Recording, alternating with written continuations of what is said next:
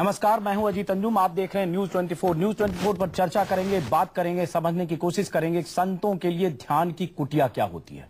ध्यान की कुटिया, उस कुटिया में एक संत और संत के साथ अकेले में महिलाओं का होना, महिलाओं का जाना।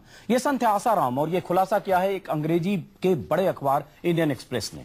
इंडियन एक्सप्रेस में छपी खबर के मुताबिक आसाराम वो संत हैं जिनके खास राजदार शिवा ने कहा है कि संत आसाराम रात को अपनी कुटिया में, ध्यान की कुटिया में महिलाओं को बुलाते थे, उनसे अकेले में बातें करते थे और सीडी दिखाकर उन्हें सम्मोहित भी करते थे। यह बहुत बड़ा खुलासा है और यह खुलासा एक अखबार के हवाले से है और अखबार ने संत आसाराम के सेवादार के हवाले से खबर छापी है। अखबार हमारे सामने है स्टूडियो में और यह अखबार की हेडलाइन है। अब ये इस खबर के मतलब को अगर समझें तो इसका मतलब यह निकलता है कि संत आसाराम की एक कुटिया, जिसे उन्होंने या उनके भक्तों ने नाम दिया ध्यान की कुटिया, एक कुटिया जिसमें महिलाएं, जो महिला भक्त भी हो सकती हैं, वो वहां जाती थीं।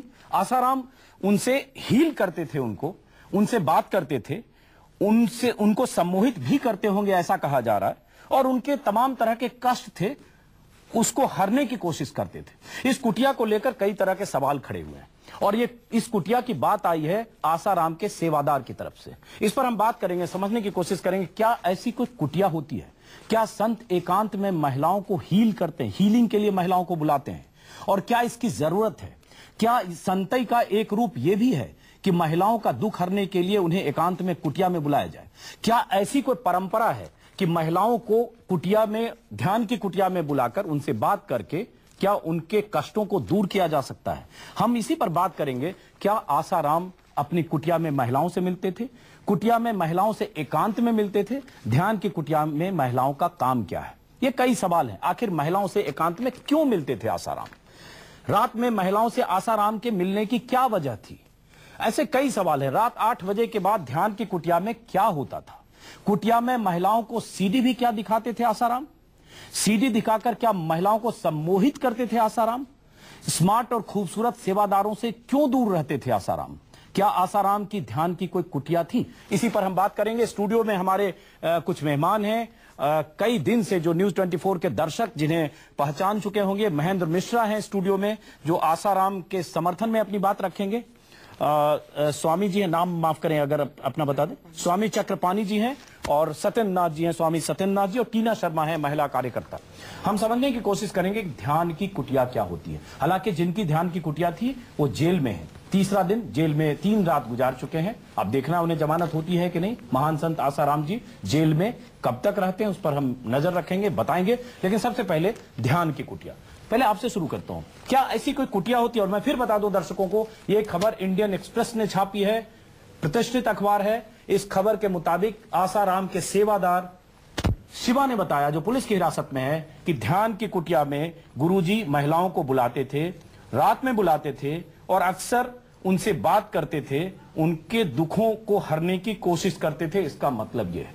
और यह भी बता दें कि यह भी कहा गया कि आसाराम ने कबूल किया है कि उस कुटिया में उस पीड़ित लड़की को भी उन्होंने बुलाया था और उस लड़की को बुलाने के लिए लंबी साजिश रची गई। इस पर हम कई दिनों से बात कर रहे हैं। लेकिन पहले कुटिया की बात। जी आमतौर पर गुरुओं ने कुछ स्थान चिन्हित किए होते हैं जहां अगर कोई साधक या साधिका चाहे तो अपनी समस्या अपने गुरु के सम्मुख प्रस्तुत करे।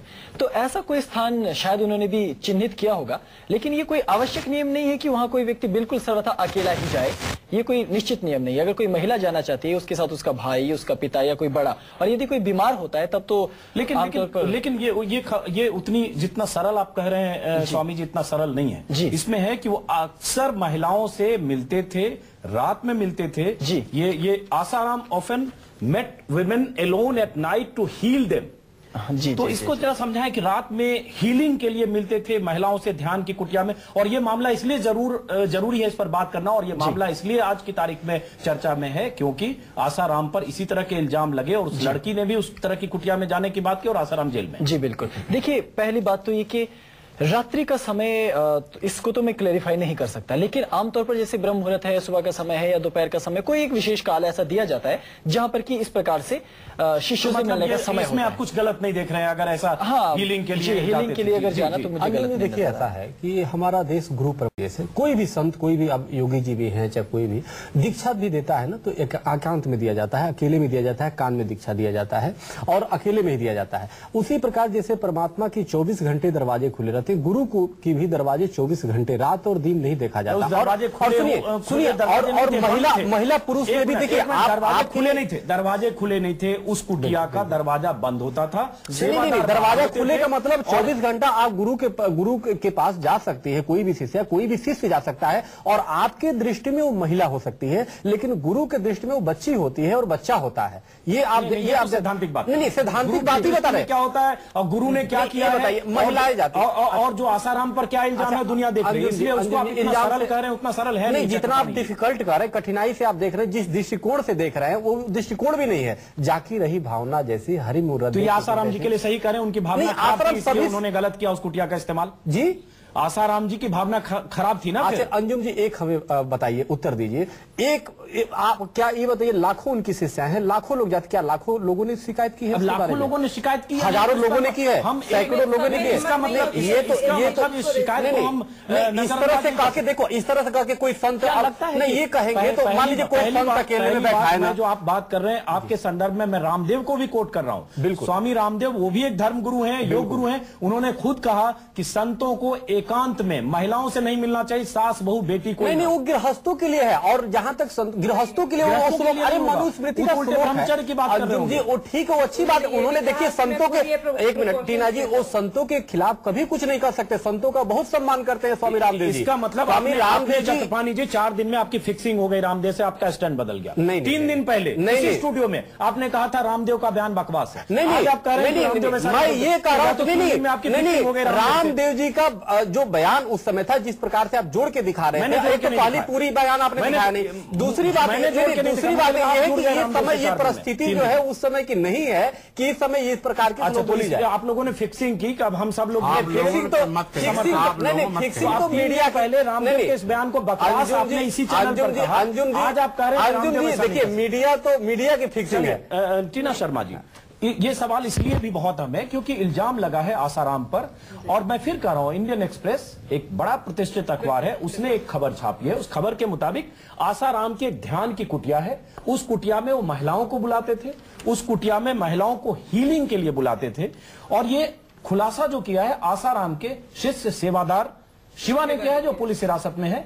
और ये शिवा वही शख्स है जिसने उस लड़की को भी उनकी कुटिया तक पहुंचाया था, जिस लड़की ने आरोप लगाया। जी टीना शर्मा जी, पहले मैं थोड़ा सा रामदेव जी पे बोलना चाहूंगी। उन्होंने ये कहा था कि मैं प्रिकॉशन खुद भी ले रहा हूं, तो मैंने उसे भी आपके चैनल पे कहा था कि उन्होंने आज के संतों पे बात की और अपने जैसे संतों पे बात की है। तो पहला स्टैंड मेरा ये था और उस दिन भी हम साथ में ही डिबेट कर रहे थे, तो मैंने ये कहा था कि देखिए उन्होंने आज के संतों के बारे में ये कहा है कि संतों की जो प्रवृत्ति है वो आज की ऐसी है, तो महिलाओं को बचना चाहिए। तो महिलाओं को इसमें कहीं भी अपने आप को डिफेंड नहीं करना चाहिए। और ये अपने संत, आज के जो संत है वो अपने चरित्र के बारे में व्याख्यान कर रहे हैं। तो हर जगह आप महिलाओं को लेकर श्लोक आज का नहीं है,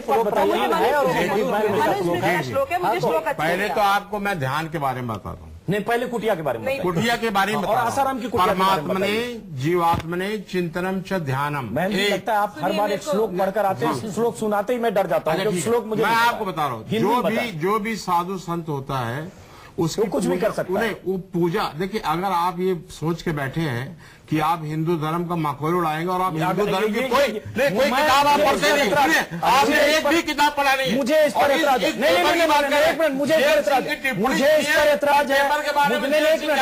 किताब महेंद्र मिश्रा जी, किताब पढ़ के हिंदू धर्म, इसका मतलब जिसने हिंदू धर्म के वेद पुराण नहीं पढ़े हिंदू नहीं है, या सर्टिफिकेट दे रहे हैं? एक मिनट, हिंदू जिसने भगवान,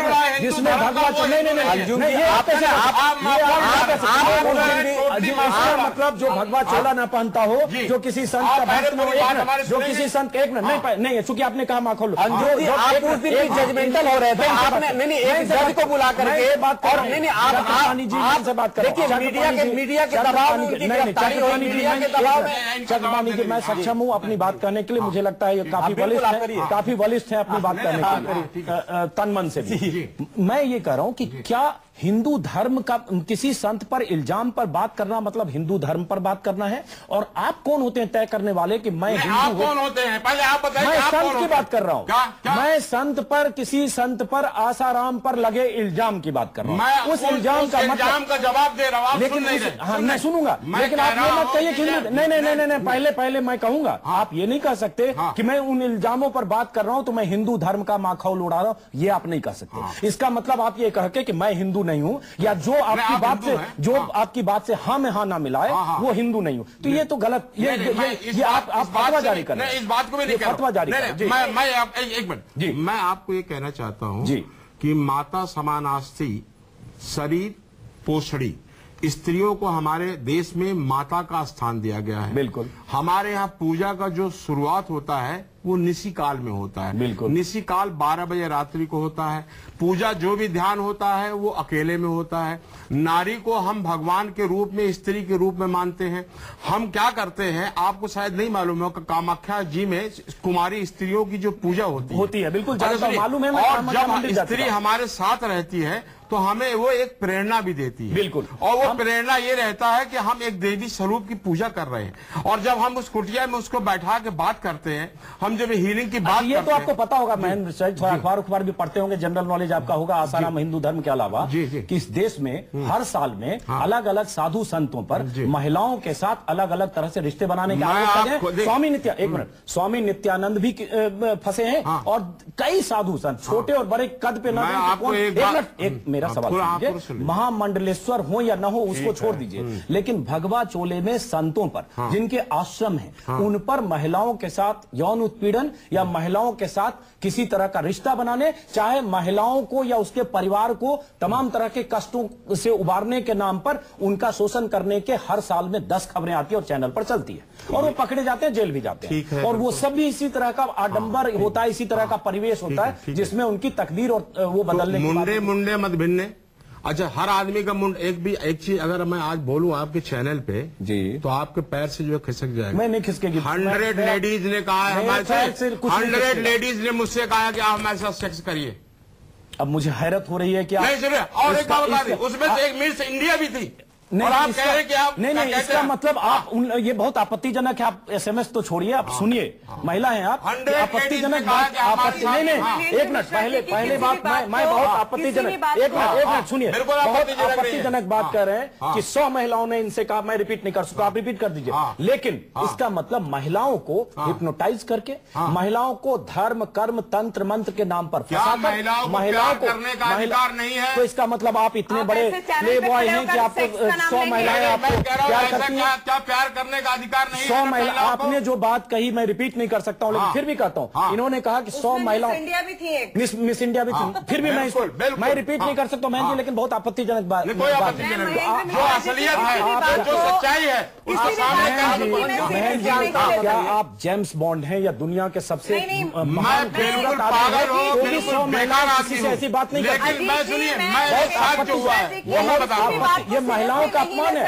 आप जिस लैंग्वेज में बात कर रहे हैं महिलाओं का अपमान है, बहुत शर्म आ रही है, पुरुष की बात, महिलाओं का अपमान है, पुरुष का अपमान है। शर्मा जी, कहना चाहूंगी कि महेंद्र मिश्रा जी जैसे व्यक्ति मेरे साथ ही कई दिनों से चैनल पे हैं, इन जैसे व्यक्ति की मैं किसी भी बात पे विश्वास नहीं कर सकती, क्योंकि ये जितनी गप ये मारते हैं चैनल पे बैठ के शायद ही कोई दूसरा पैनलिस्ट करता होगा। बहुत शर्मनाक बात है कि ऐसी बातें बोलते हैं। और उसके बाद आपको इस बात को वापस लेके कम से कम दर्शकों के सामने आपको माफी मांगनी चाहिए। ऐसी बात अफसोस है, अफसोस है कि आपने जो अपना आवरण रखा है वो धर्माचार्य का रखा है। आप धर्माचार्य की हैसियत से यहाँ हैं, आप धर्म और कर्म और हिंदू धर्म की बात भी कर रहे हैं और आप साथ में जो बात कर रहे हैं कि 100 महिलाएं आपसे सेक्स करना चाहती थी और ये करना उस हद तक महिलाएं आई कैसे आप तक? किसके?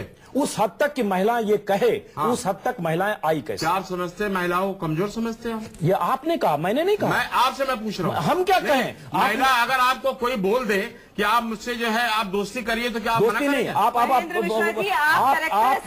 इतने गंदे तरीके से करते हैं बिना किसी बहुत आपत्तिजनक है। एक मिनट पहले इनके पास आता हूँ। सत्येंद्रनाथ जी, सत्येंद्रनाथ जी, एक मिनट रुकिए। सत्येंद्रनाथ जी मत होइए। नहीं, मैं विषयांतर नहीं, विषयांतर तो नहीं, बहुत बड़ी बात कही इन्होंने।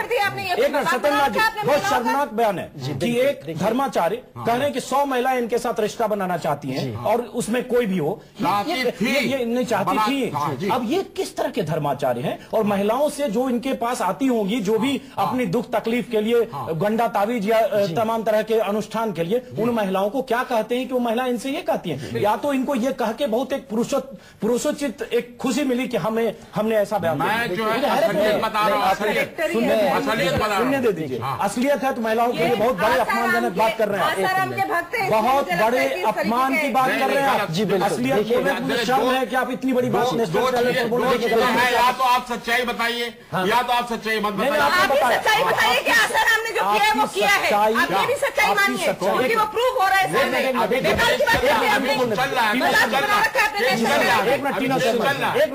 एक मिनट देखिए, इन्होंने कुछ शब्द उत्तम नहीं गए, लेकिन भाव शायद इनका ऐसा रहा होगा, मेरा ये मानना है कि महिलाओं ने प्रेम की अभिव्यक्ति की। देखिए उन्होंने कहा कि 100 महिलाएं मुझसे सेक्स करना, ये बहुत अशोभनीय है, अशोभनीय है। इस शब्द रिपीट करना पड़ रहा है, इसलिए रिपीट कर रहा हूं कि एक धर्माचार्य, खुद को धर्माचार्य कहते हैं, आसाराम के समर्थक हैं और जो इनका पूरा बॉडी लैंग्वेज है वो आप खुद देख रहे हैं और ये कह रहे हैं कि 100 महिलाएं, जो ऐसी महिलाएं, जाहिर है इनका इशारा उन महिलाओं की तरफ होगा जो इनके पास अपने कष्टों के निवारण के लिए, तंत्र मंत्र के लिए या तमाम तरह के अनुष्ठान के लिए इनके संपर्क में आती होंगी। उन महिलाओं के लिए इन्होंने जो कहा बहुत ऐतराजजनक है और जो महिलाएं देख रही हैं जरा सोचिए। जी अब जो मैंने अभी कहा इन्हीं के बयान को रिपीट किया, उसके संदर्भ में आप बताइए। मैं तो केवल साफ शब्दों में ये कहूंगा कि कभी भी अगर महिला आपके प्रति गुरु भाव या इष्ट भाव रखती है तो उसके मन में वासना नहीं आ सकती, क्योंकि वो आपको एक उच्च भाव में, इष्ट के भाव में देख रही है। हाँ, यदि कोई स्त्री प्रेम भी करे तो प्रेम की अभिव्यक्ति वो शुद्ध तरीके से कर सकती है। मीरा ने कृष्ण से प्रेम किया, बिल्कुल, आपने सब मीरा अमर हो गई कृष्ण से प्रेम करके, बिल्कुल, और प्रेम अपराध नहीं, लेकिन कृष्ण ऐसा बयान देंगे मीरा के लिए? नहीं, वो तो साधना है। तो ये क्या कृष्ण है? ये क्या कृष्ण है? ये क्या कृष्ण है? ये बयान गलत है। मुझे अफसोस है, मुझे अफसोस है कि स्टूडियो में ऐसा बयान दिया गया, शर्मनाक बयान, मैं निंदा करता हूँ इसकी। गलत हमारे बहस का स्टूडियो में बहस का मुद्दा ये नहीं था, बहस किसी और मुद्दे पर गई। बहस का मुद्दा ये था, इंडियन एक्सप्रेस अखबार में छपी है खबर कि आसाराम की ध्यान की कुटिया में क्या महिलाएं भी जाती थी, महिलाओं से किस तरह का रिश्ता था आसाराम का, ध्यान की कुटिया में महिलाओं से क्या बातें करते थे आसाराम, और क्या ऐसी कोई कुटिया होती है संतों की जहां महिलाओं के कष्ट का निवारण हो सके।